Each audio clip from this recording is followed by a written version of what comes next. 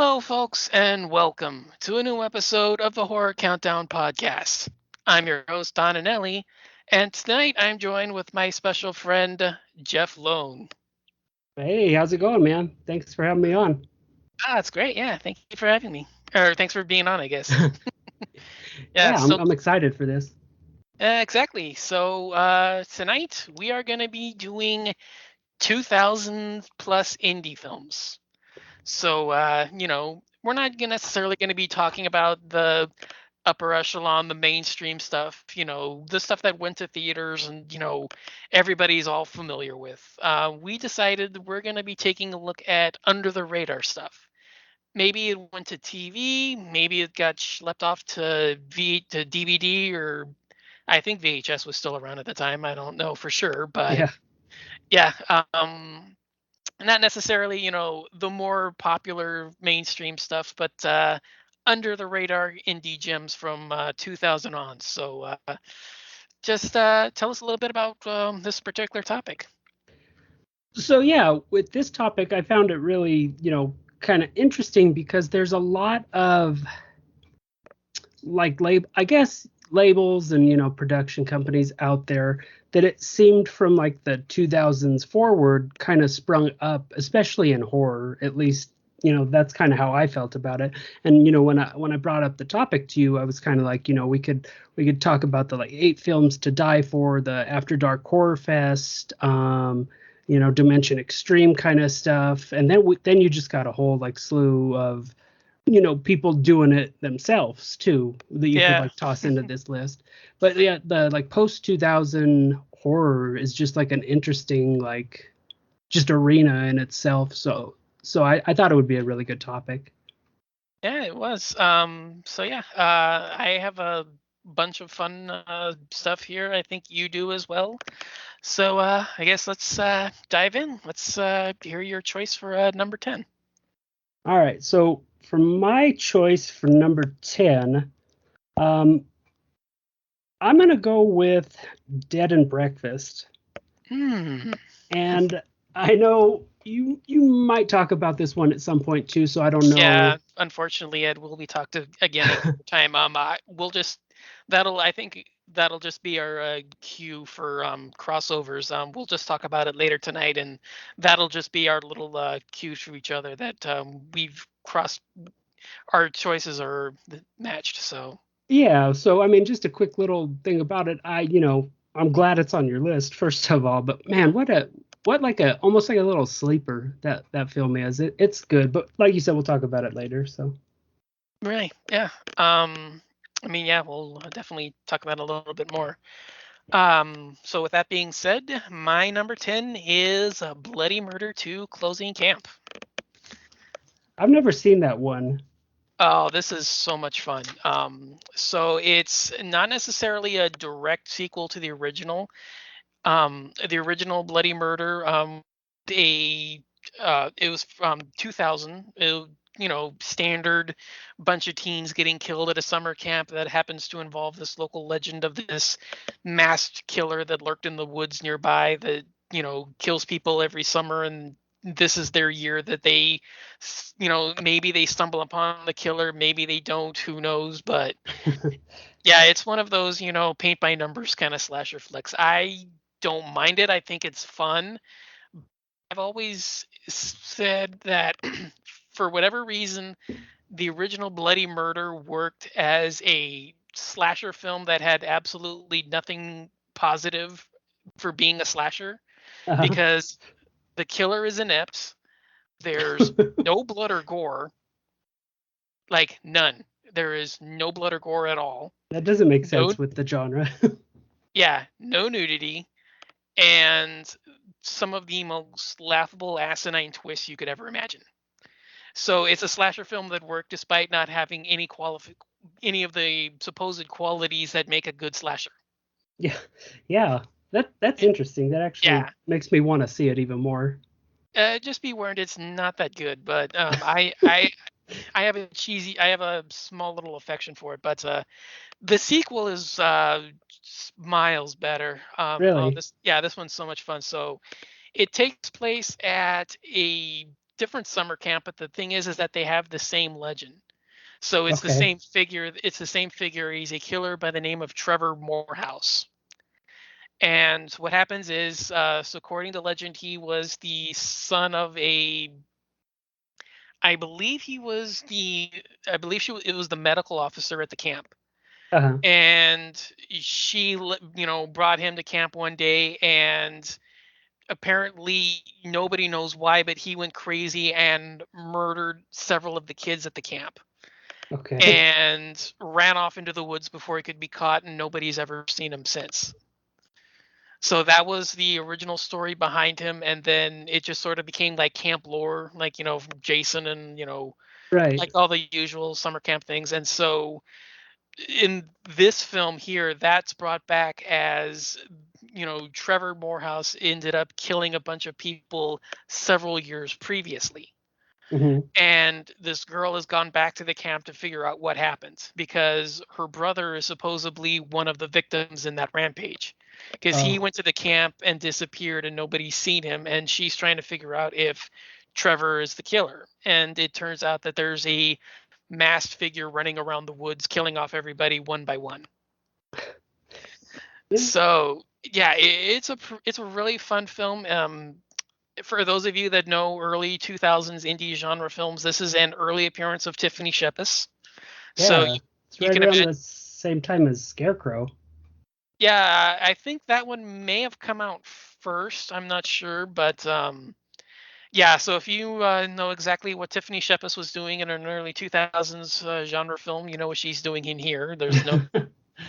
Yeah, That's there's funny. yeah, there's that's amply qualified there, but Yeah. there's some fun stalking scenes. There's a couple. There's a one really good one that I've always really enjoyed, where one of the killer is stalking a victim inside of a shower room, and the what there's two victims that are. It looks like the killer is going after one of them, Hmm. but they pull a switcheroo off and they switch around who's actually the target and who's not, because both of the killer is shown to be stalking one, but both of the characters are aware that somebody's in there with them, Uh-huh. but you don't know which one the killer is in, which room the killer's in. So it's a pretty fun little sequence.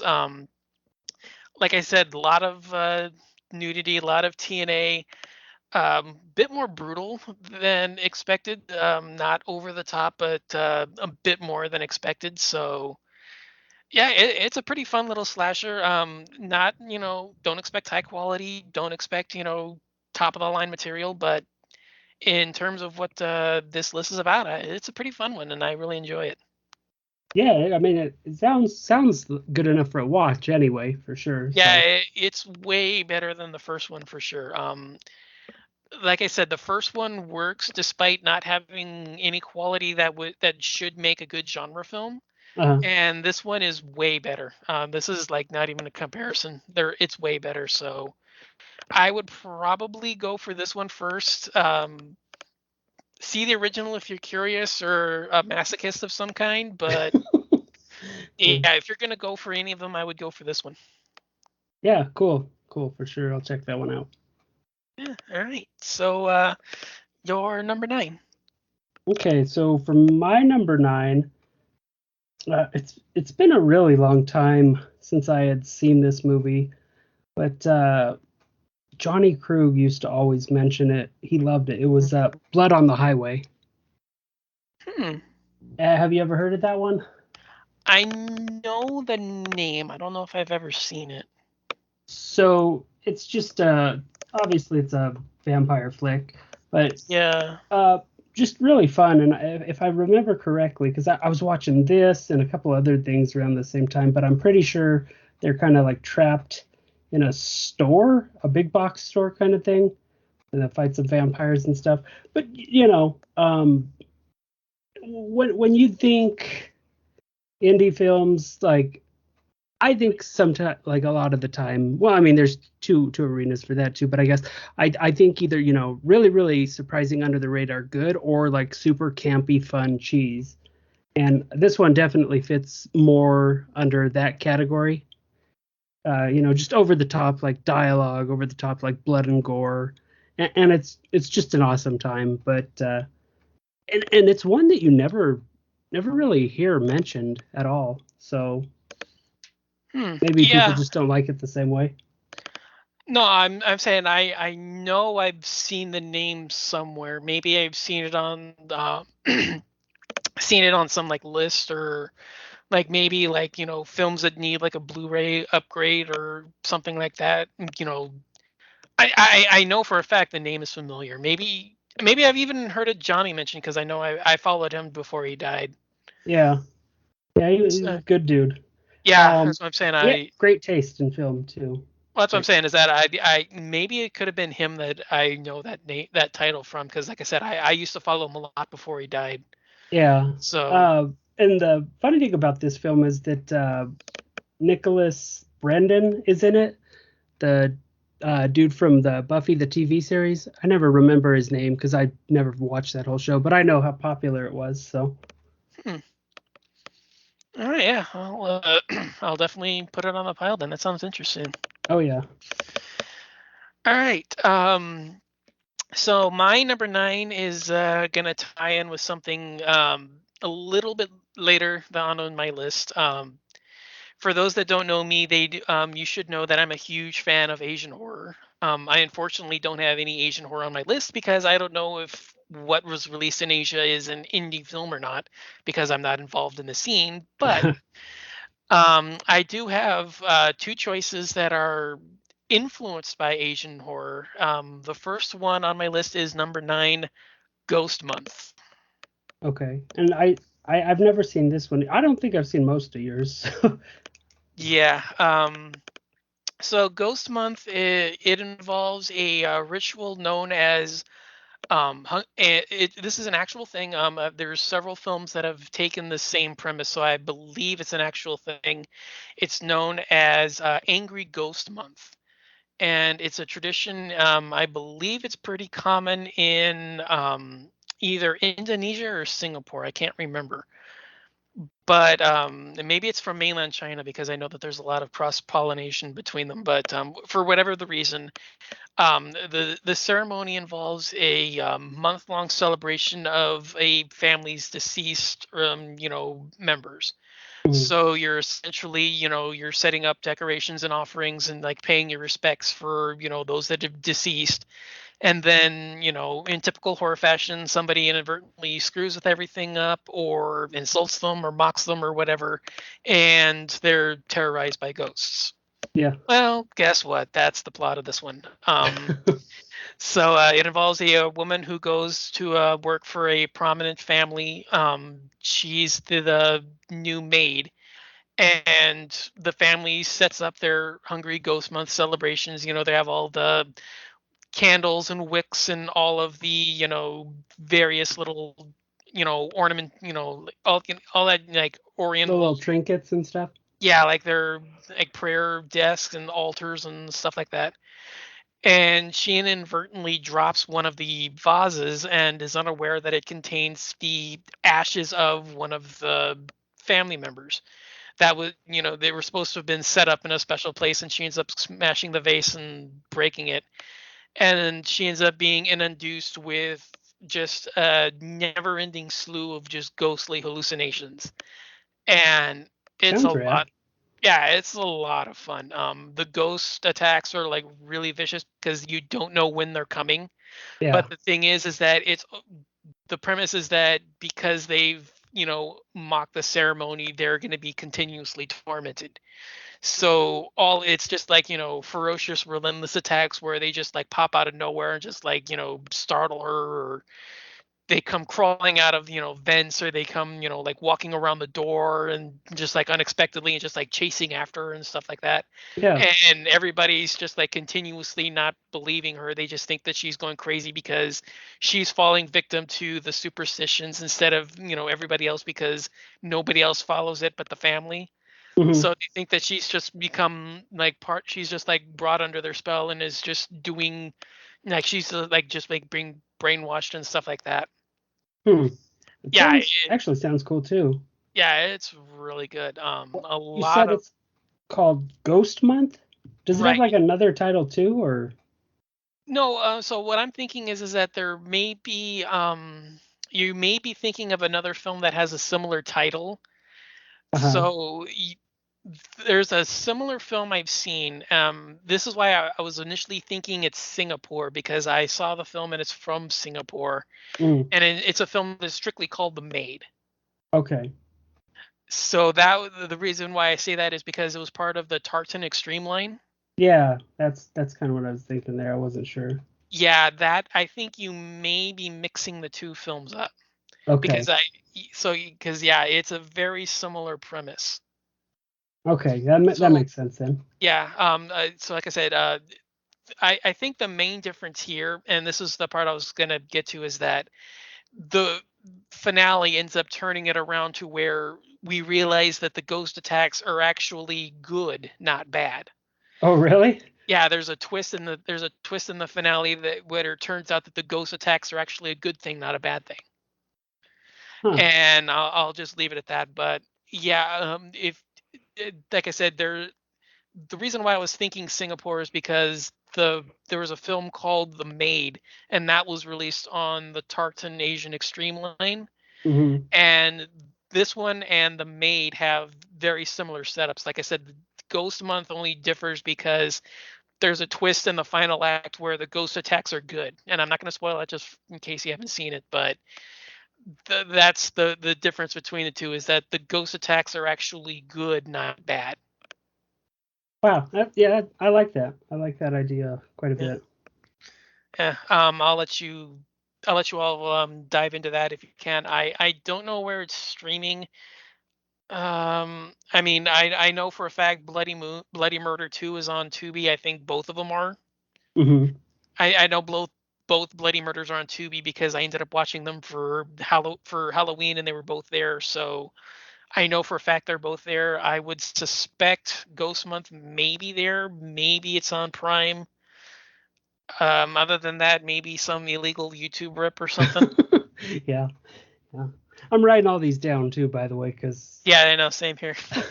Or at least the new one, Blood in the Highway. So yeah, yeah, for sure.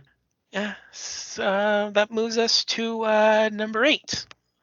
Okay, so obviously, I don't think mine are quite as obscure as yours. They're a little bit more known, I'd say, because at this point, I think they're finally starting to get the recognition that they deserved the years that they came out. You know what I mean? Um, so for me, I'm going to go with man, I'm a little twisted on this one. I think I'm going to go with Reeker. Have you heard of Reeker? Oh yeah, no. I was considering Reeker on my list. It just missed. Yeah, Okay. It's a fun movie. I mean, I won't go into too much detail about it. I like to because I like to go in as blind as I can. Even but I'm also a person who doesn't get mad at spoilers. Like if I see them or hear yeah, them, I'm just like, yeah, whatever. But I have a bad yeah. I'm a memory, so it helps. Yeah, the same here. I'm usually a person like I'll hear a spoiler for a film and then I don't get to see it until 2 years later. So Yeah, yeah. The giant watch pile is always a blessing yeah, for that reason. But yeah, yeah, exactly. Yeah, I've fallen victim to being spoiled for films 2 years before I see it. So yeah. it's not a yeah. Like I said, it's not a big deal. But I'm kind of like you. I've gotten just like whatever. Yeah, yeah. So Reeker, it's about like some people trapped in like a desert area, almost like a just a like little area that kind of loops, essentially. Hope that's not too bad of a spoiler, but yeah, it's this like interesting monster kind of design, um, as well. I didn't really care too much, you know. Yeah, the characters are fine, I guess. Some of it's all right, but at the same time, I kind of get mad at a lot of characters in all these films. But you know, it's cool. And then it has the other reason that I enjoy this one is some of the cools are pretty. Some of the kills are pretty cool, is what I'm trying to say there. Um, just Mhm. you look up some of the screenshots and stuff. There's like one where a dude's head's kind of like split in half. The guy without a leg, kind of crawling away, but it's cool. And you know, it has a sequel which I haven't seen. The No Man's Land: Rise of the Reaker, I think Yeah, is what it's called. Yeah, I've seen both. I kind of like the sequel just a touch more, Really? but yeah, I think on a technical level, I think they're both on par with each other. Okay. So if you've seen the first one, I think you'll like the second one. Okay. Yeah, I'll have to check it out because I did like the first one quite a bit. Yeah, I did too. I kind of enjoy the premise. I think the final twist is pretty inventive. I like what they do Yeah. with that.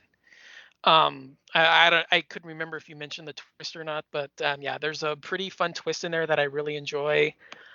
Um, I'm kind of with you. I think the characters are a bit hit and miss. A couple of them I think could probably have been less annoying, Yeah, or like, that's that's the problem.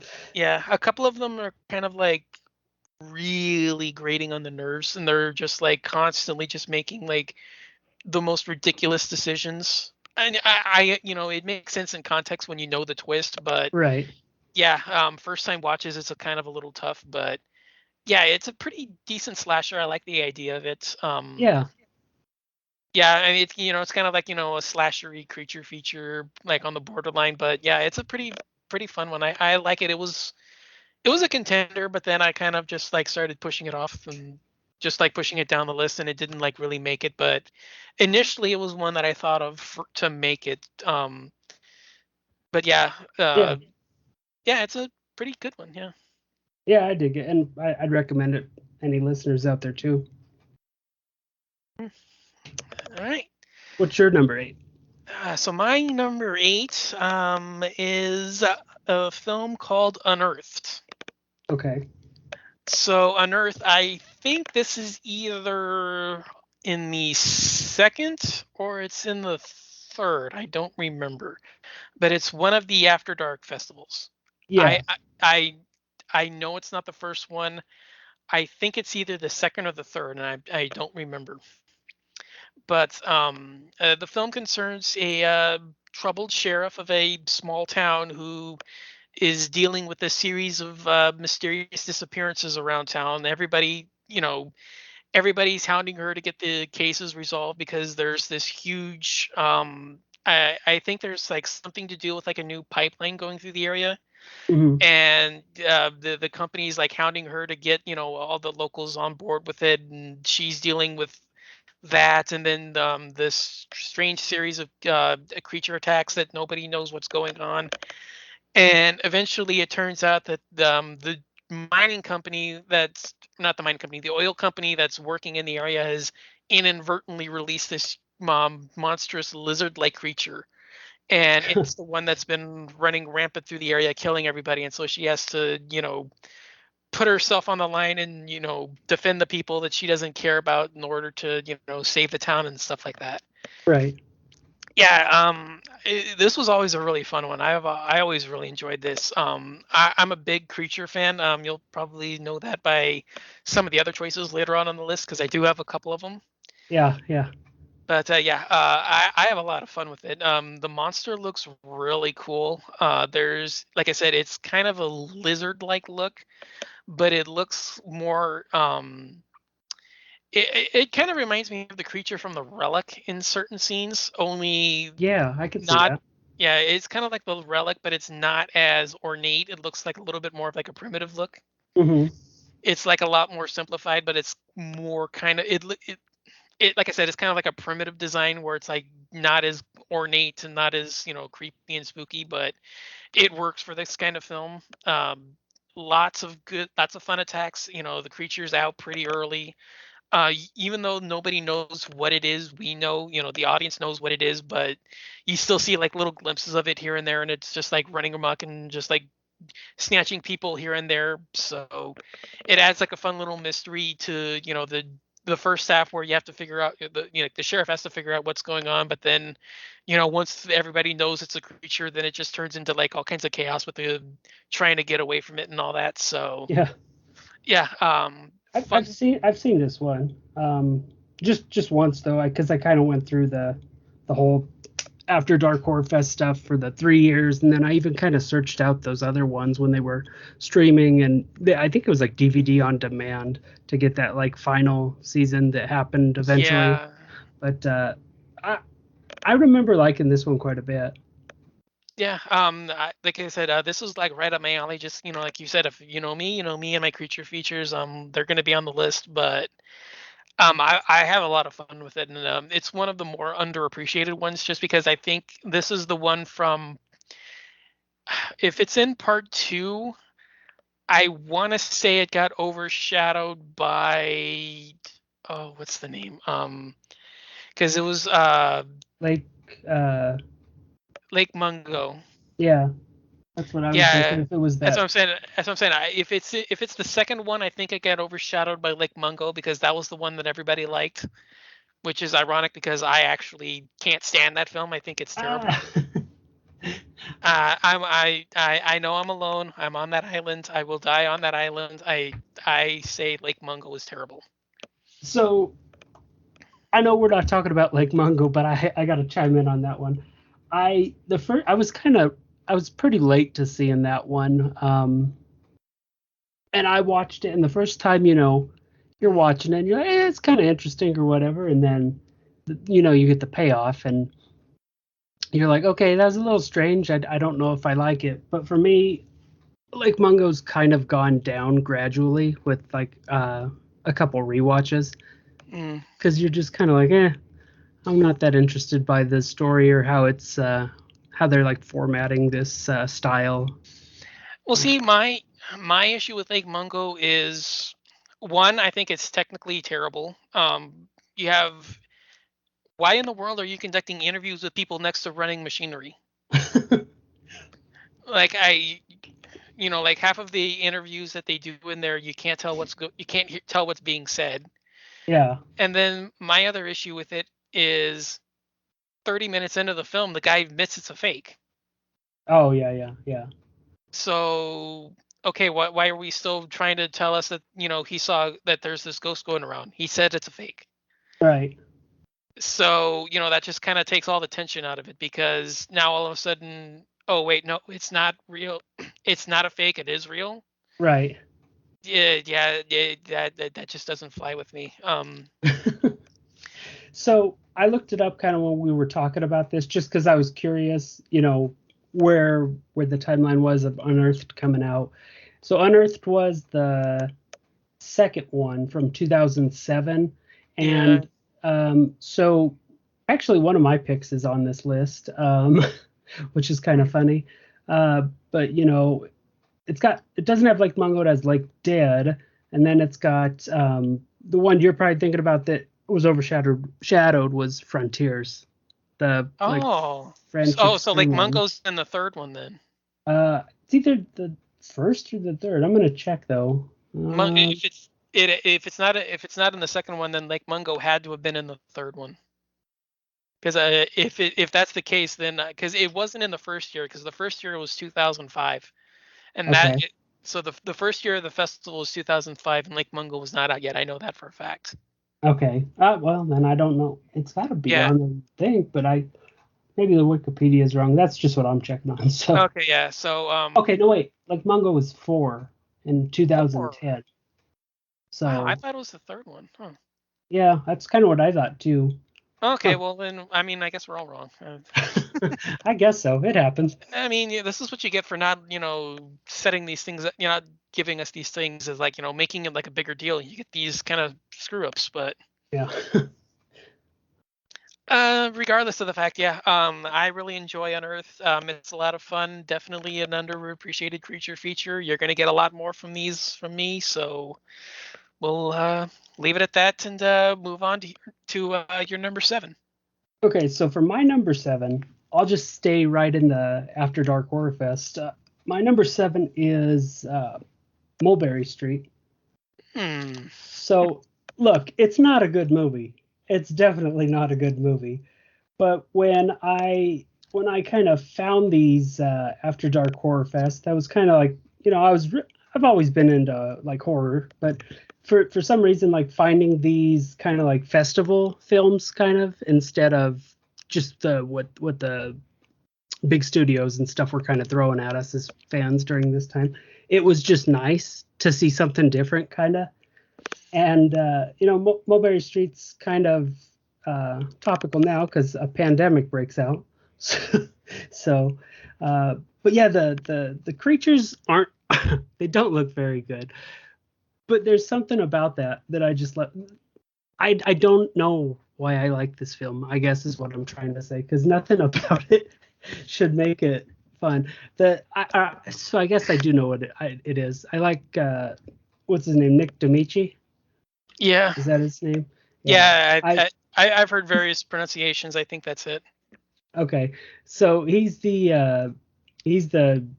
I guess the main character here, and I kind of fell in love with him as like an actor. I was like, I gotta watch everything this guy does. Like he's kind of like a indie indie kind of everyman, you know what I mean? Just a good dude in all the films he's in, and they're always typically fun films. But yeah, what did you think about this one? I'm a Go ahead and little roast low. it. I don't care. I, I don't hate the movie. I'm not high on it. I think a lot of it is what you said. There's a lot of issues with it, and I think everybody tends to just. I I I think the few parts to it that are really good. I really like the concept to it, and I really like the the creativity and the ingenuity to pull off a film on the scale on the budget it does. But Right? Yeah. I I think everybody gives it too much of a pass just because, oh well, I only made a film for $100,000. Well, I mean, I hate to say it, I've seen films made for $10,000 to $20,000. So I don't see why I'm giving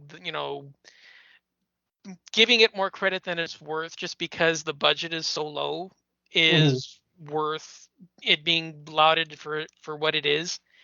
I mean it's a watchable film. I like parts of it. I think there's some fun it does, with the attacks once they get going, but it's very, very, very obviously a first time director's first time project. Yeah. And there's some issues with it. I'm not going to go into detail, but I would. Sorry to interrupt you, but I would no. say that it borrows from. Well, Well, yeah, before I that's say that, before I say, I want to make sure the year on Rec is what I was gonna say, but because Rec was 2007, this was also 2007.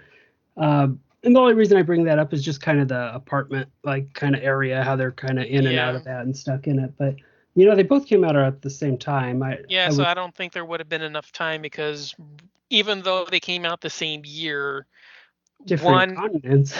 yeah, different. It's different countries. That's Yeah. the thing. So I mean, I can imagine if one was maybe filmed in 2005 but didn't get released until 2007, and then not 2007, like 2008, and then the other film came out later in the year in 2008. Then I can say maybe there's a difference, but because they both came out the same year from different country, in not only different countries, like you said, different continents. I think it's just a coincidence. Yeah. I like them both. I want to I put d- the other one on my list too, but I just don't know. Like you were saying when we first started the show, how these movies were like perceived in their yeah, country or produced by like big studios. So yeah. So I mean, I don't know if this is like the point to say it, but I mean, mine. I don't have any foreign films at all, just because I don't know how indie they are. yeah, I mean, they can, that kept a lot of good stuff off my list. I yeah. think. I mean, that kind of threw a lot of stuff out for me, but I mean, I kind of kept it just strictly to US because I know what indie US stuff is. Right.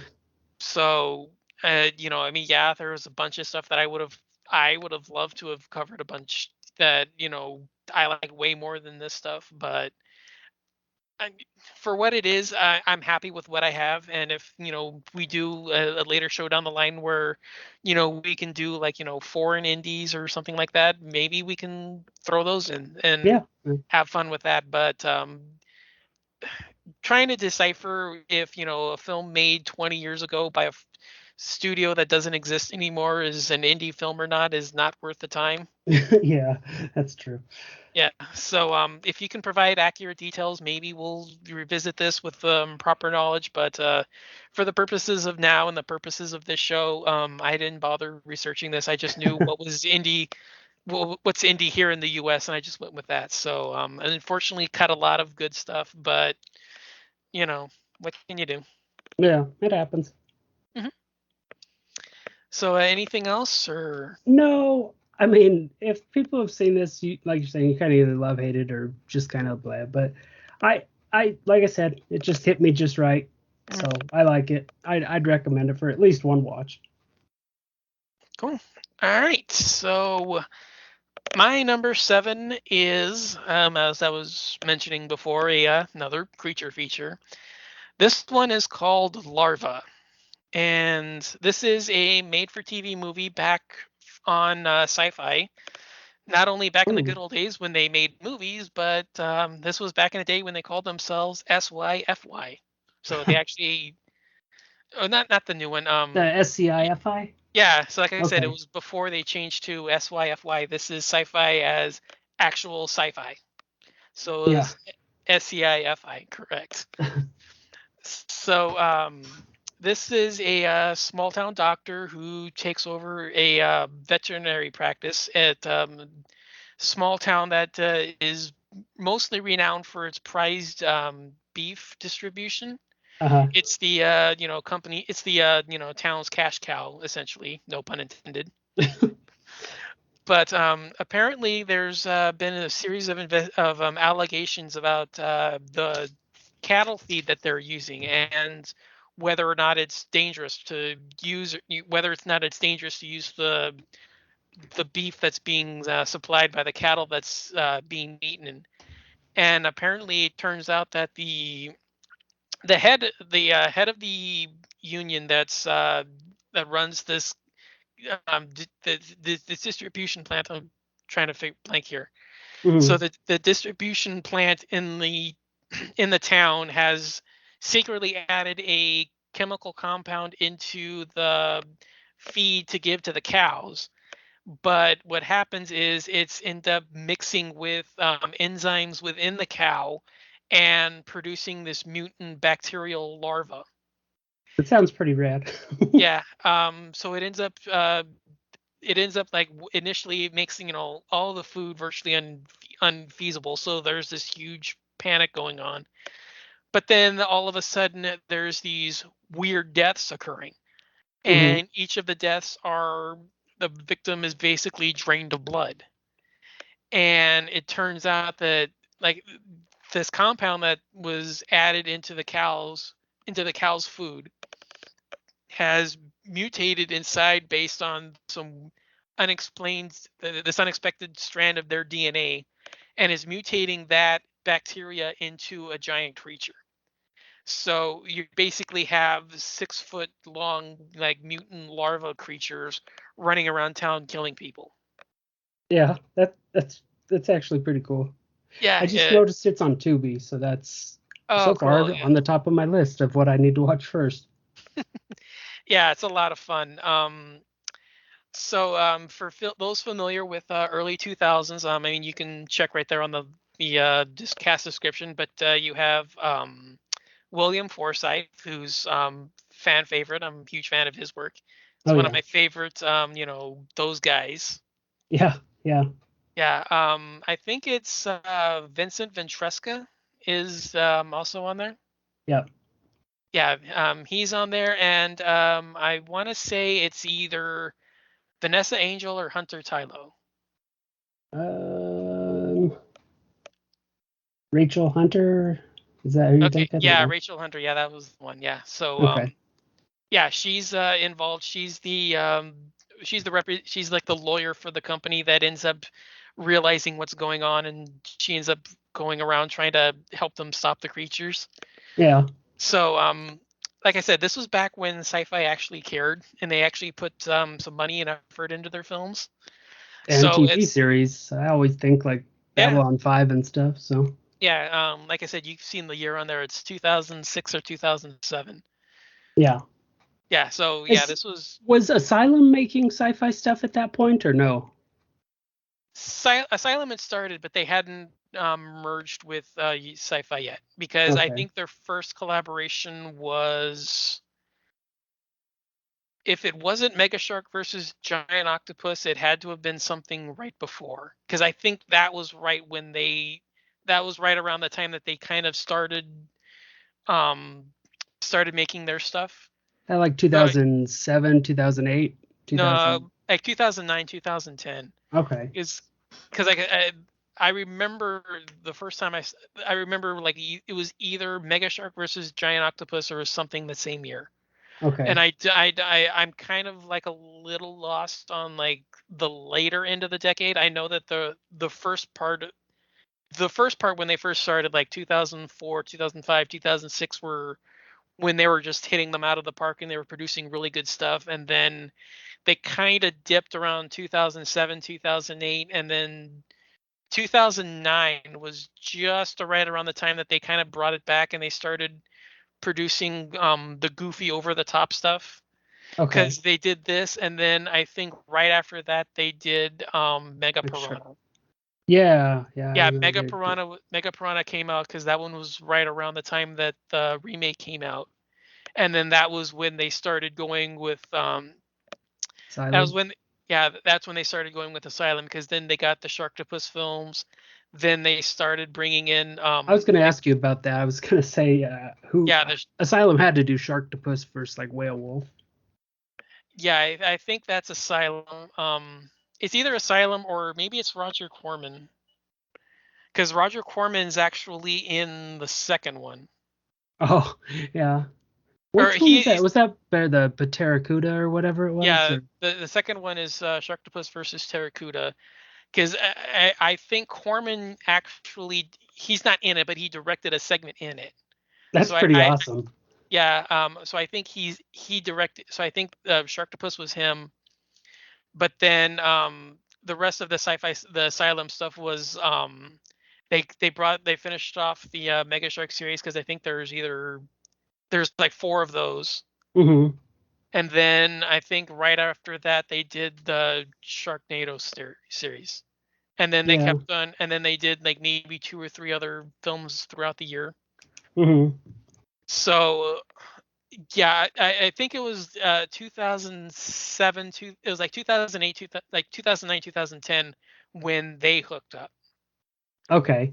But I know for a fact that Asylum was making movies around this time period, because I've seen a couple of their stuff, but they weren't sci-fi originals or anything like that.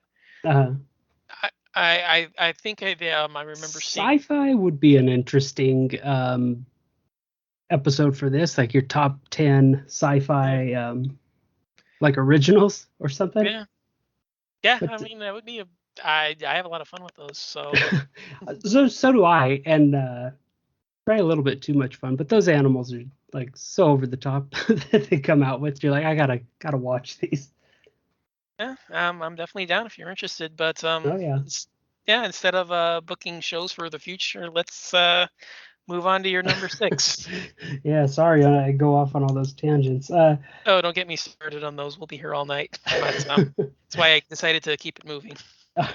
Alrighty. So for my number six, um, it was a Dimension Extreme, I believe, here in the U.S. So I mean, Dimension's a studio we all know, but as the Extreme, I kind of felt it was. I think that line they kind of discovered those all on festivals and stuff like that. So just I'm gonna say it. It's the Woman. So uh, Hmm. have you? I'm sure you've seen that one, right? Yeah. Okay. You've seen the other two films that are technically part of the whatever trilogy that kind of got it named? I know. I think the second one is Darlin, right? Uh, no, that's the third one. Oh, So the third one. Oh, yeah, I want to what's say there was one before. I'm trying to look it up real quick. So, okay? but while I'm looking it up, I'll kind of talk about the woman. So it's like this lady basically. You'd think it's kind of a normal lady, but a little cavemanish, and like the people, she's a wild woman, like she's one with nature. But a guy kind of captures her and kind of just basically holds her against her will in his garage to try to give like some civility to her, but who He's kind of weird. So, but I thought it was good as far as like direction goes because I like Lucky McGee's stuff for the most part. I don't know how you feel about that. What? I'm not a huge fan. I I need to rewatch May because I saw it once and didn't give it much of a chance. Mhm. So I need to revisit May. I actually really like his entry in the Masters of Horror series. Sick Girl, I think. Yeah, yeah, that was a cool one. Yeah, I really like that one. That one kind of surprised me. And then I didn't mind. What was it? All cheerleaders die. Yeah. Yeah. Mhm. I don't love it. I don't like it. I didn't. It's just one of those I didn't mind it. Mhm. So, like I said, May I need to revisit just because I didn't really give it a chance when it first came out. Mhm. But yeah. So I looked that up where we're kind of talking about him in the movie. It's called like the Dead River Collection, and the first film was Offspring, which I think was a Ghost House production Hmm. film. And then The Woman kind of picks up from that, and then Darlin is like right after that. I don't know if Hmm. Dead River was like a location in the series or what, but I just thought this one was kind of a cool idea, unique idea. Like I said, I like the acting and all that, and the story. But another one, just one of those ones that hit around the right time with me kind of discovering that kind of those kind of films, and just I enjoyed it. Hmm. Cool. Yeah. It's been a while since I've seen it. I remember liking most of it up until the third act, Hmm. and then the third act kind of fell out of favor. Just I don't remember why, but I always remember not liking the last half of it. Hmm. So I would probably need to give it a rewatch before I say anything more. But um yeah, like I said, I liked it for the most part up until the third act, but I need to revisit it to know why or say anything more, I guess. Yeah, no, that's cool. I'm cool with that. Yeah. So my number 6 is one that we said we'd talk about later. It's Dead and Breakfast. Okay, cool. So yeah, this was where I said we were going to talk about it. Man, this movie is so much fun. It really is. Yeah, since we never really gave a, plot description before, it's a group of friends who are on a road trip together, and they decide to stop at this remote bed and breakfast. I don't remember the reason. I think they were lost and they had to spend the night, or either their car broke down or something. But I remember that they were forced to stay there. Yeah, Yeah. I don't remember the exact plot either, but Yeah, like I know they were going somewhere, and then I think that the bed and breakfast is not where they're supposed to be. I know that. right. Yeah. Yeah. So they're forced to stay there either as like a detour along the way or car accident or whatever. But regardless, they're stuck at this bed and breakfast, and it turns out that there's a zombie virus running loose, and they're involved in it, and they have to try to survive the night and last against the zombie horde. Yeah, this is really fun. Just, goofy, over the top, tons of splatter, tons of Yeah. laughs. And one of the only occasions where I actually really think that they do the right thing in stopping the film cold for a song. Yeah. Yeah. Yeah, and believe me, folks, when I say that they literally stop the film cold and they have mid movie a performance by a zombified bluegrass country band. Yeah. And I think they play like a variation on like the theme song because there's like another version of it that plays over the credits. Yeah. Yeah, it actually works. It's a lot of fun. Not Yeah, many just movies could get away with that. like I said, it's one of the few that does it, and yeah, it gets away with it for sure. I have a lot of fun with it. Um, like I said, I absolutely love a lot of the gore. The characters are fun. It's far more humorous than it should be, just because of it's not like a straight out horror comedy, but it's just they pepper in enough jokes for it to get a laugh every now and then. But Yeah. yeah, overall, this is a lot of fun and really worthwhile. So Cool. Cool. That's one I'd like to revisit. It's been a while for me watching that one, but I know I always liked it. yeah. All right, so let's move to the top half for your number five. Okay, so for my number five, looking over my list now, ah, man, the next four are going to be tough, honestly. I, so I don't know. I'm not positive on this because I think the first place I saw it was Netflix, Stakeland. Now I want to say that was like a dark or what's his face, Larry Fessenden's company put that one out. Oh, yeah, God. Oh, come on, brain work. That's what I have. It's not Dark Sky Films, is it? Yeah, no. Which one am I?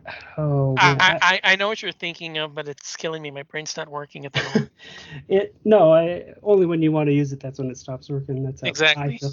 But you know, I'm gonna go with that because I'm gonna say it's indie enough, right? Yeah, I'm good with it. Okay, all right. So yeah, first time I saw it, Netflix, and fell in love with the film. I just, I don't know. It was just in a time I'd always been like a real big fan of like vampire films. So anytime you get one that's not the like standard Dracula vampire, you get a little bit excited. Um, and I just thought it was a cool story, and I assume for the lower end budget, what they were able to do with some of the gore and some of the makeup and stuff was really good. Um, I liked the story quite a bit, and I'm glad they made a second one, even though it wasn't anywhere as good. But Yeah, I'm kind of with you. I'm a huge fan of it. It's actually on my honorable mentions. okay, So yeah, that kind of takes one of my honorable mentions. But yeah, that one was on there. Yeah, I'm a huge fan as well. It was one of my favorite vampire films of the. It's like one of my favorite like modern vampire films. uh-huh. And yeah, I loved like the religious allegory of it because there's twist that emerges where they kind of tie him into like wraths of God. Yeah, And yeah, really fun. Love the gore. Love you know the action involved. Like you said, th- it's a bigger budget than what Mulberry Street got, but yeah, it's still not the biggest. uh, But and we get yeah, appearance by Danielle Harris too, which was yeah, that's always right. nice to Yeah, see her. yeah, she's in that one too. Yeah, like I said, it just missed my list because it's on my honorable mentions. But yeah, I'm a fan of that one as well. Yeah, and Larry Fessenden's company is Glass Eye Pix. So Glass Eye, not why did why the hell was I thinking Dark Edge? yeah, I don't. I was thinking Dark Sky Films. So I mean, Mm, oh I well, knew it was like a shorter name, but I was yeah. off. But yeah, I don't think there's too much more to say about it. It's Yeah, definitely worth the watch. yeah, definitely. And I'd recommend it to anyone. Like I said, yeah, it's one of my favorite modern vampire films, and it's on my honorable mentions list. So Sweet, sweet. yeah, I really like it as well. So my number five is a one of my favorite from the first After Dark Festival. My number five is Dark Ride. Okay. I really love this. It's a fun slasher. So basically, a group of college friends are bored, decide one day when they're off on I think it's Easter break I think because so. they're going on a trip. So I think that they decide to do something fun over Easter break, and they decide to break into this attraction at this abandoned amusement park because apparently there was some local legend or something about this killer lurking involved, and they want to figure out if it's real or not. And they decide to go and guess what? The killer was real, the legend is real, and they're being hunted down one by one. Yeah, this is just a fun, fantastic throwback. It's I'd say it's probably even up there as like my favorite retro like 80s inspired throwback slasher. Hmm. Yeah, this one and I want to say Lost After Dark. Lost After Dark are the two that I always use as like, the retro slasher to the 80s, like Uh-huh. the proper love letters. Yeah, those are the two that you want to watch if you want to watch like a modern slasher throwback. Yeah, the Dark Ride has a lot to like. The setting is fantastic. It's like I said, it's this creepy. The way that they describe it in the film is that they use it Dark Ride as like those tracked rides where you're going around in the dark and then like the things pop out at you, but you Right. like yeah, like you can't see where you're going because you're in the dark, but you're on the track, so you're going all over the place, and things are jumping out all over the place, and they use it to their advantage here because like the setting is really creepy and kind of eerie. There's a bunch of fantastic set pieces here. The gore is great for what's going on, Hmm. and just in general, yeah, the film is a lot of fun. I really really recommend it. Doesn't have the strongest of endings. I don't like like the final 5 minutes, but it's a minor quibble to the rest of the good because I think the film is really, really worthwhile and definitely worth watching. Okay. Yeah, it's I'm agreeing with what you said for that. The ending, a little bit of a letdown for me too, but it's fun. It's fun for sure. So yeah, I agree with what you said about Dark Ride. It's a pretty cool film. Cool. Yeah, I guess that moves us to number four. Okay, so number four for me. Let's see, one, two, three, four. Number four for me, I think I'm gonna go with Resolution. Um, and that is Resolution from I want to say 2012. Are you familiar Yeah, with that one with yeah, Morehouse and it's the first of Benson the Benson or and Morehouse films. Yeah, yeah, Moorhead. Sorry, I made it wrong. yeah, But yeah, it it's the whole idea of it and the like kind of there's like time travel elements, I guess you might want to say, or I don't know if that gives too much away, but it's crazy like how it unfolds and just how it was a basic thing this guy went to do and how it ends up and where it ends up by the end of this. But yeah, it's a fun film. It's about a guy who is trying to help his friend come off of drugs, and he's like, "I'm gonna stay with you and do whatever it takes." And then some weird stuff kind of happens, and it just gets even more and more bizarre after that. But it's a small cast and just very strong kind of character writing, I want to say, but and just really creative writing in general. And I really do like this film, and I think going into it not knowing a whole bunch also really helps. Hmm. So I'm gonna be controversial. I've yet to see anything from Benson and Moorhead I like. Oh, really? Yeah, I don't get the hype with them. They're not for me. Including this one. Actually, the first time I watched it, I lasted 15 minutes and then I turned it off and said, I've got better things to watch. Wow. Yeah, I revisited it later, but I didn't really come off of I didn't go much higher than that. Uh-huh. I just want something more visceral. I'm not a person that enjoys head trippy mind game kind of films. Uh-huh. Yeah, I'm just, okay, there's something malicious happening here. It's ripping people to pieces. Let's try to escape from it and stop it before we die kind of a person. Yeah, yeah. Yeah, I'm in both camps, but yeah. yeah, that's I mean, if you really want me to score your film highly, just do something like that. So, yeah, I'm not the biggest person on like, the art house intellectual kind of stuff. I'll follow you if it's I will watch it and I will, give it an honest chance, but I'm not high on those kinds of films even when I am. So yeah, I like I said, I've yet to see anything from them I've liked. So Huh. Yeah, that's all right. But then I say that, and then I move on to my number 4 pick, and I think this will probably just give the true reason why I'm the way I am. My number 4 pick is Snakehead Terror. I've never seen it. Just So I kind of think that only heard kind of about gives it. a yeah, I think that kind of gives away my taste.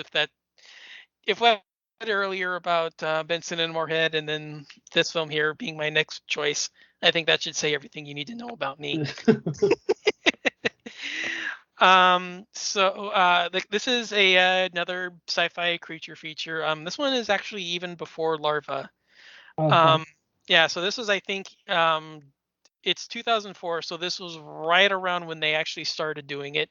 So this is amongst like the first films that they ever did.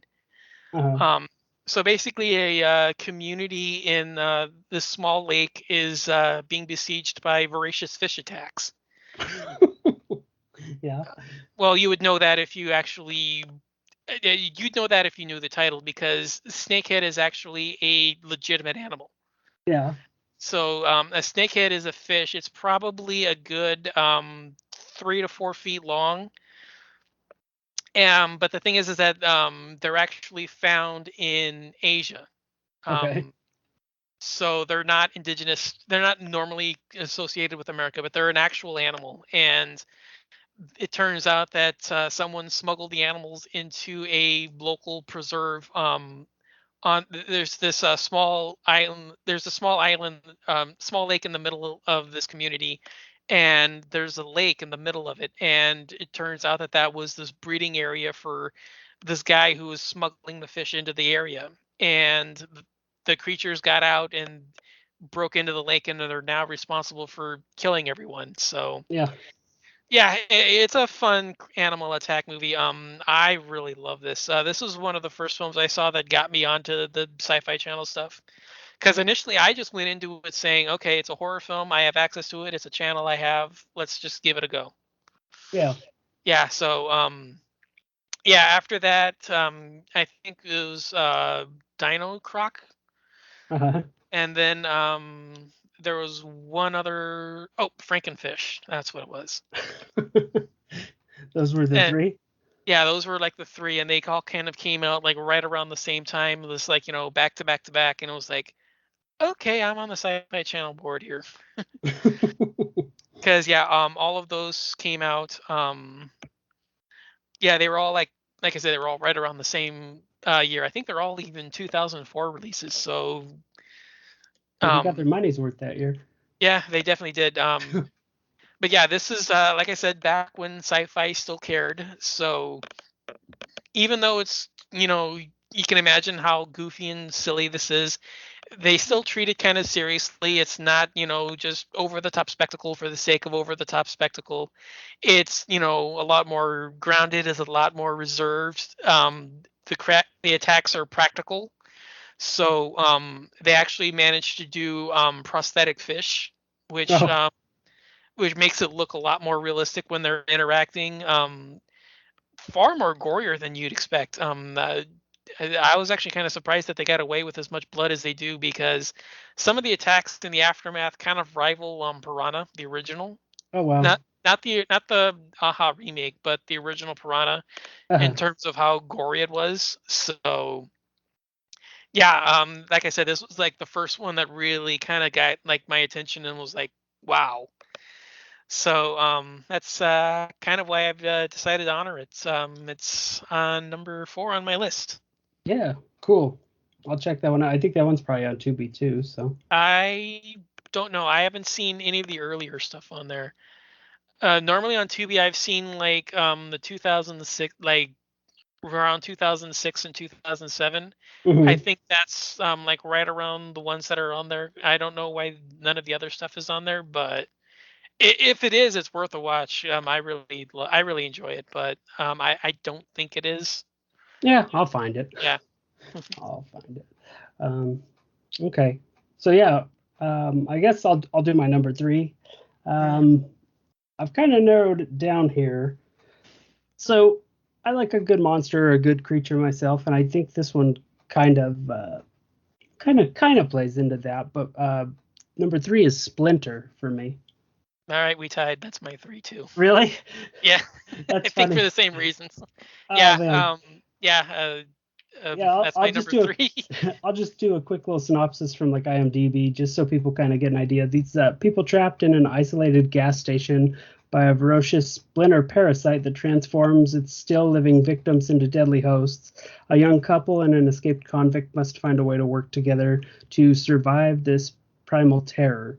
So it's just interesting because it's this little tiny thing that kind of spirals out like of control essentially, you know what I mean? And Yeah, it's a small small cast and like basically a one location thing. So I I loved it the first time I saw it, and it was just so cool and kind of just unique in its own way. yeah, for sure. I saw this and I immediately loved it. I mean, like I said, the premise is intriguing. There's a lot of fun to be had with whether or not everybody can trust each other, but for me, this whole thing is basically all about the creature and the practical gore and makeup effects. Yeah, I was so impressed when this came out because I wasn't expecting them to go with the effects route that they did. Hmm. Yeah, that sold it to me. But the fact that there was a lot of other, all the other stuff that went on with it. It's a fun story. There's an engaging characters. There's some fun relationship stuff that they have to work out through the film. Uh-huh. Yeah, it's so much fun. I really recommend it. And I know for a fact this one's on too because this was another film that I had on my 31 Days of Halloween watch Ah, list. So yeah, nice. this one's there. So I know for a fact this one is. Awesome. Yeah, it's one anytime I I find it wherever if I looking for something to watch and I see it on there. That's the one I'll always check out. Pop in the DVD even. Hmm. Um, so yeah, I mean, not much more to say about it. So I guess I'll just get on to my Yeah, two. yeah. I Uh, gotta skip there unfortunately. yeah, I'll skip past you since it was your three. All right. So my number two is, as far as I know, a indie film, Murder Party. Hmm. Yeah, I think it is. I definitely consider it. Yeah, I mean, because it was Jeremy Saulnier's one of his earlier ones, if not his like first one. Then he kind of started doing some awesome stuff. But I'm not to say this one isn't awesome in itself. But so yeah, this one is obviously a like a horror comedy, more so just a comedy with a few like horror elements thrown in.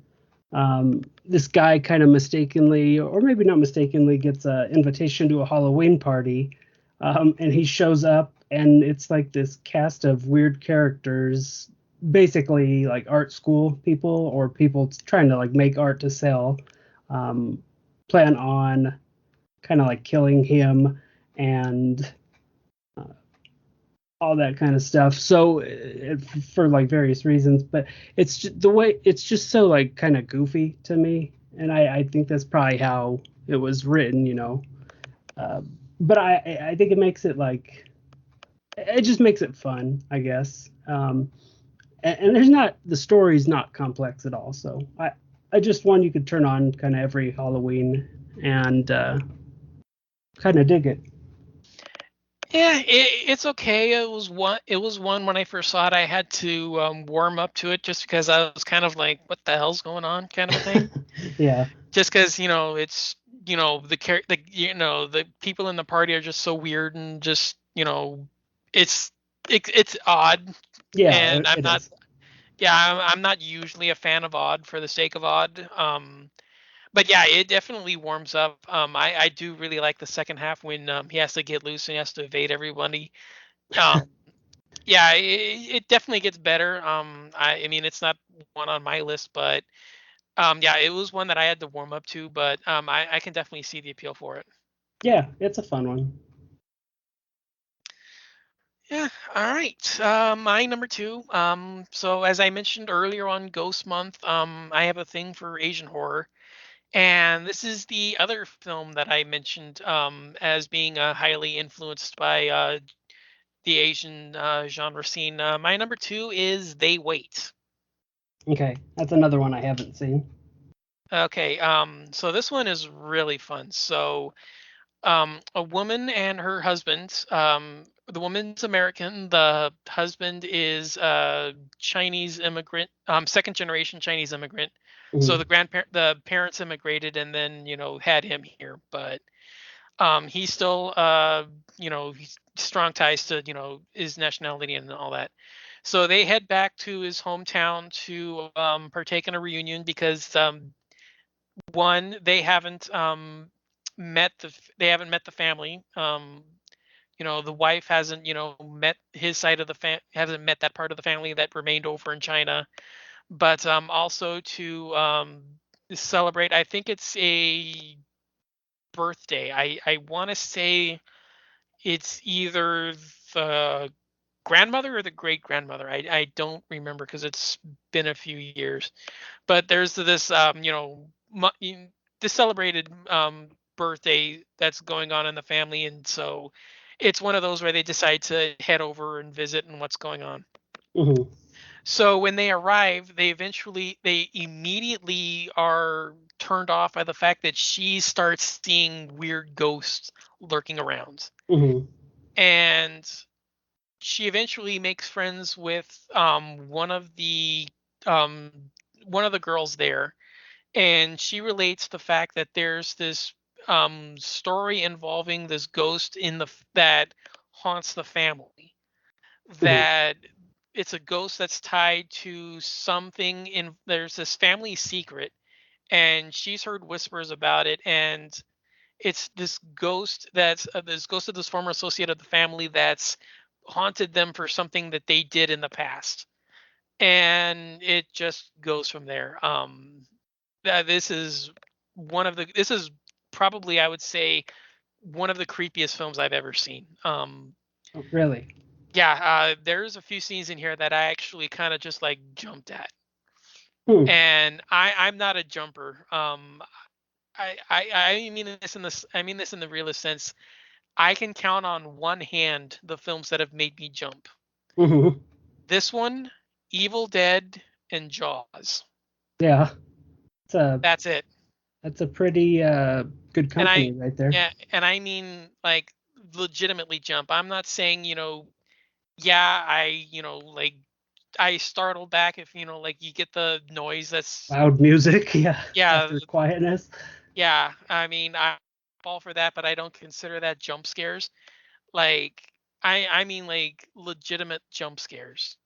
I mean, yeah, okay, yeah, I'll probably throw Exorcist 3 into the mix just because of, Yeah, the yeah, sin. yeah. Exorcist 3, no more. But yeah, those are the only ones that have ever legitimately made me jump. And I've said this, and it makes sense if you've seen it. I know that won't mean anything to you, but if you've seen it, you'll know what I mean. And it is a shot for shot remake of the best J horror film never made. What is that? So what I mean is it is shot for shot of the best J horror film never made. So the film doesn't exist, but it plays out exactly in the same manner as J horror at that time period. Yeah, okay, So I got you. imagine, the original Ju-on, the original Dark Water, Ring, One Missed Call, like the original Pulse. version. Yeah, Pulse, Cairo or whatever. I think it is Cairo, but like that crop of films, like those early 2000s J horror stuff that exploded. Yeah, This is a shot for shot remake of a film from that time period, but it was never made. Like right. Okay. this is an immense J horror ripoff, and it feels exactly tied into that kind of scene and that kind of atmosphere. I absolutely love this movie. Who was the director on this one? Do you know? Was it? I don't remember. I don't know if he's done anything since.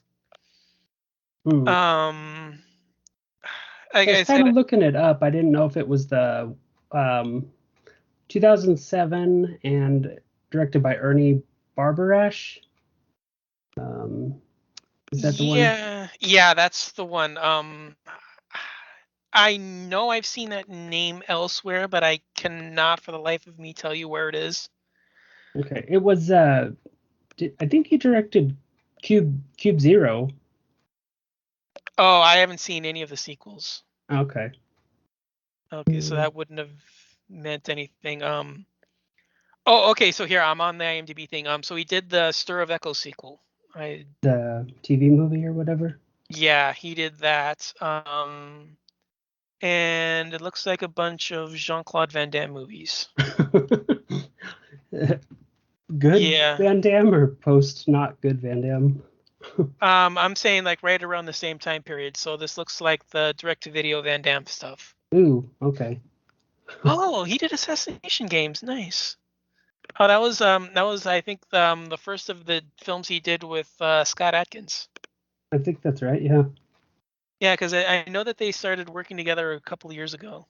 Mhm. I think that may have been the first time that they worked together. But yeah, I'm looking more at like direct to video action stuff here more than horror.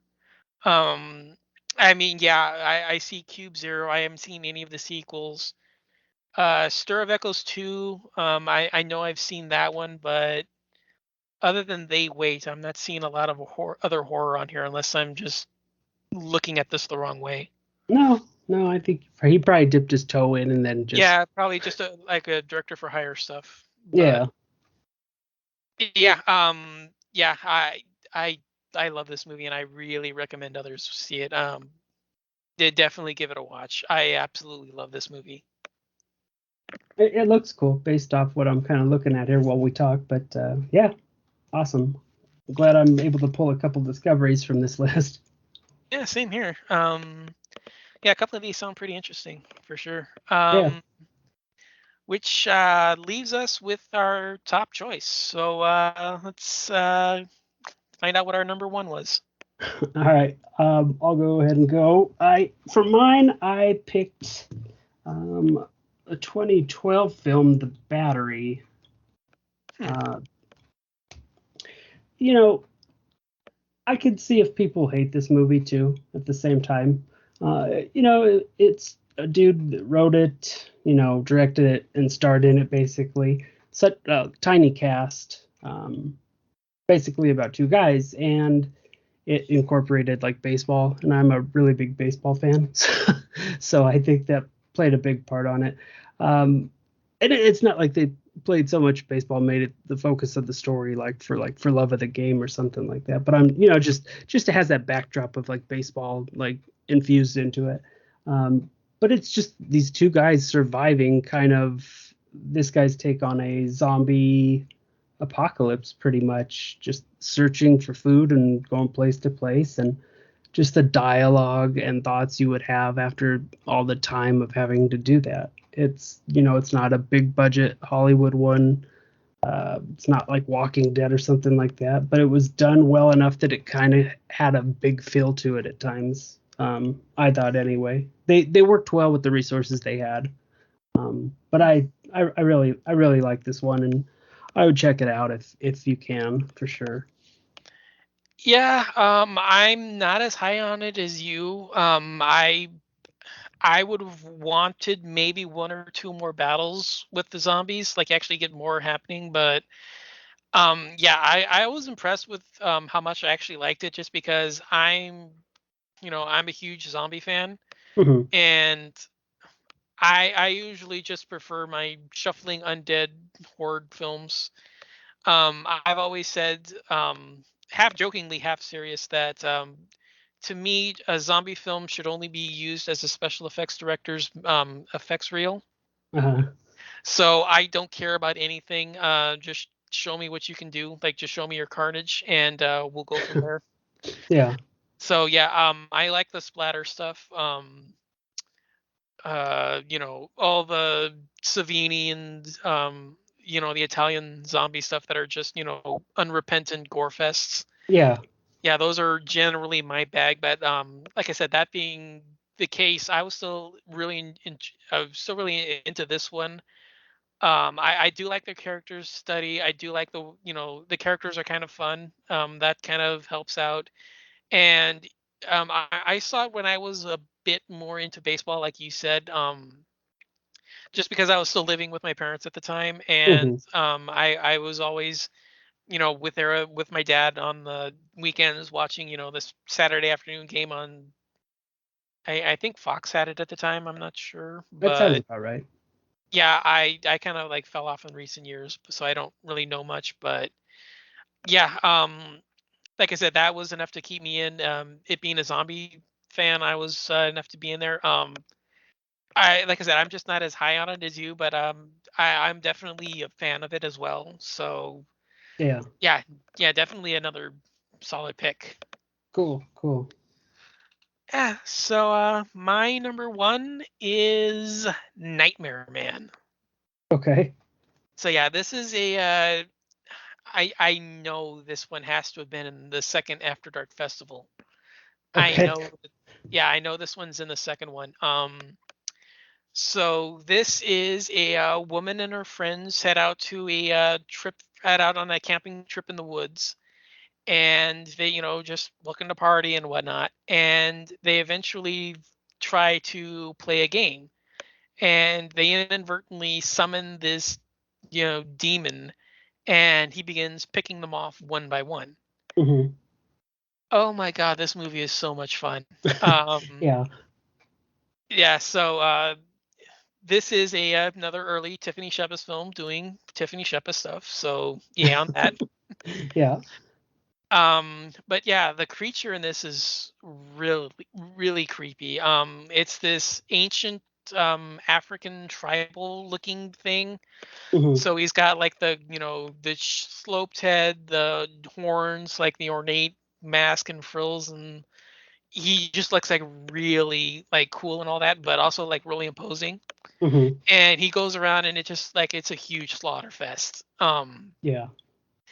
Yeah, just the final half of this film is actually one big battle between the survivor and the demon, because uh the demon has actually killed off everybody else in the group before. So it's just like relentless. Like he just comes in, takes them out, and then it's the lone survivor against the demon. And she ends up using, like, there's clues left around that they end up using to fight back. It's like an Hmm. the Evil Dead thing, where there's like they end up discovering like the clues to summon him, and then there's also ways to defeat him, and then they have to use that to fight him back, and it's so much fun. Um, yeah, I know this has to have been in the second one because it came out the same year as it's the same year as Mulberry Unearth. Street. Yeah, Mulberry Street, Unearth. It's yeah, this is the highlight of the second year for me, and this one is an absolute blast. Absolutely must watch. I cannot recommend this one enough. Yeah. No, it's a cool film. How do you? I don't have much more to say. I mean, you covered it well. That it's a fun one. I did just want to kind of real quick before we wrap everything up. How do you feel overall then about the horror fest stuff, like as a whole? Generally, I like more than I don't. Hmm. I mean, it's like one of those where I mean, if I knew which one, if I was like 100% positive on which one was in when where, I'd probably be able to tell you more.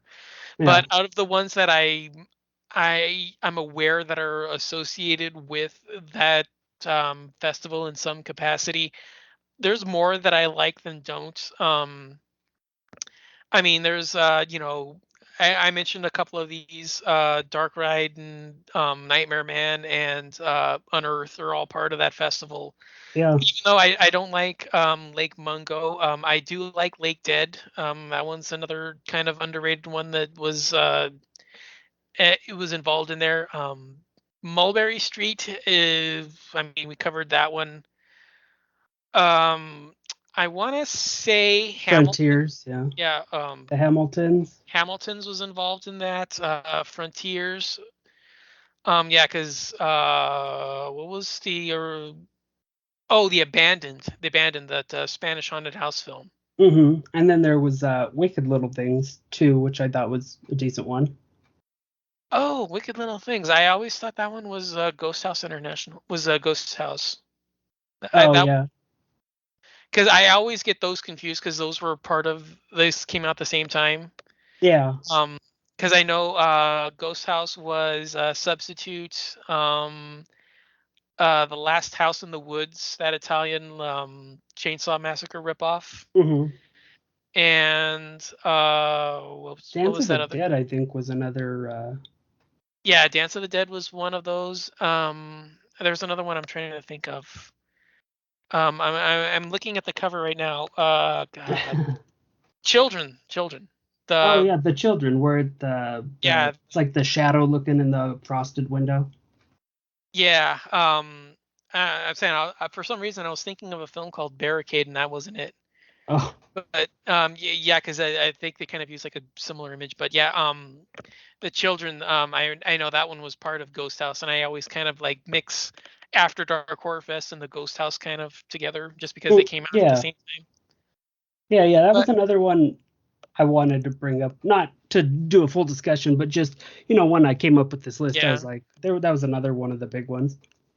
yeah, that one was I I I I I really need to revisit that one, children specifically, just because I remember liking it, but for some reason it's like all of a sudden like this year for December is like most of the podcasts I listened to were either covering that one or Silent Night, Deadly Night. Uh, And it yeah, was this weird thing where it's kind of like everybody was either covering one or the other. And a lot of them had like really like in positive like things to say about it. So I kind of like want to go back and revisit that one.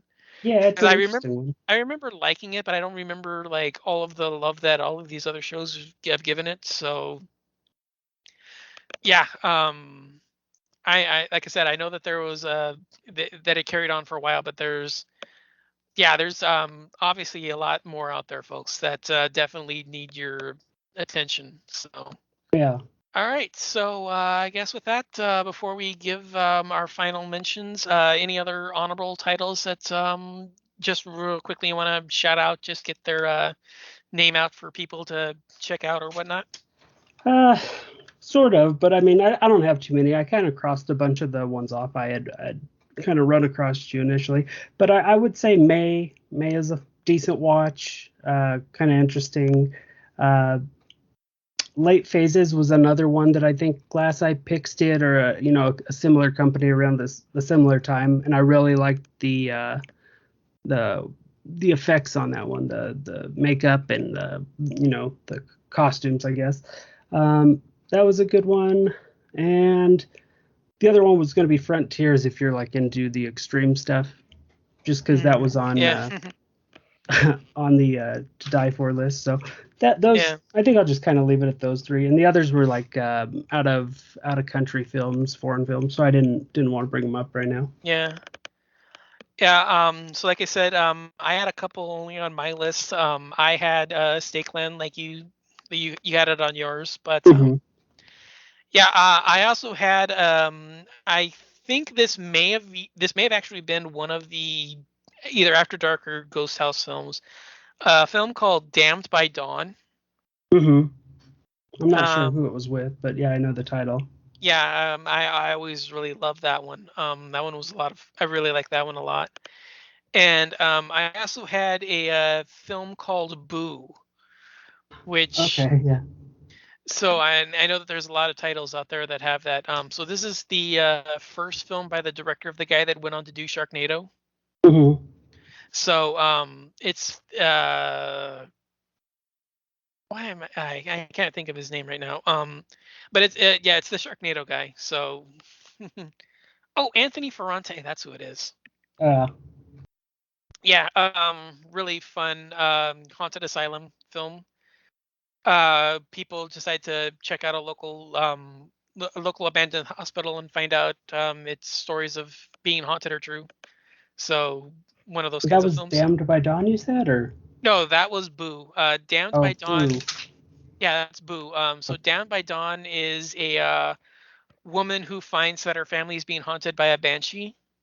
Ah, So yeah, guess we'll call it there for now. So Cool.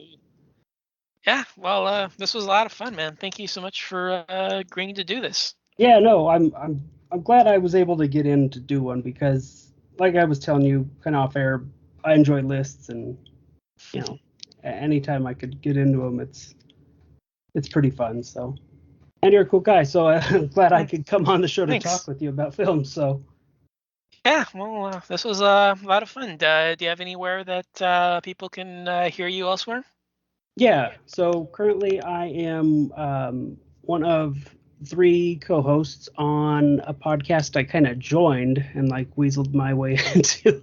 Uh, uh, Night of the Nerdy Laser is our podcast. Um, it's fun. It's my buddy Richard, who actually used to be on Fistful of Action with me, who filled in for Taco, my buddy. Mhm. But yeah, we kind of known each other for a while now, and I jumped into that podcast with him. It's fun. We just kind of break down films, and every 10th episode we kind of change gears and talk about some other stuff, horror related usually. So it's pretty fun. And then yeah, Fistful of Action's dead, long dead at this point. And the only other thing you could hear me on is we might bring back the Dead End Grindhouse podcast. We're kind of working on all the logistics and stuff. So All right. So yeah, definitely check out his show. I will link it in the show notes below for you all to check out. But yeah, this was a lot of fun, man. Thank you so much. Yeah, yeah, thank you. absolutely. Yeah. So until then, I will see you next time.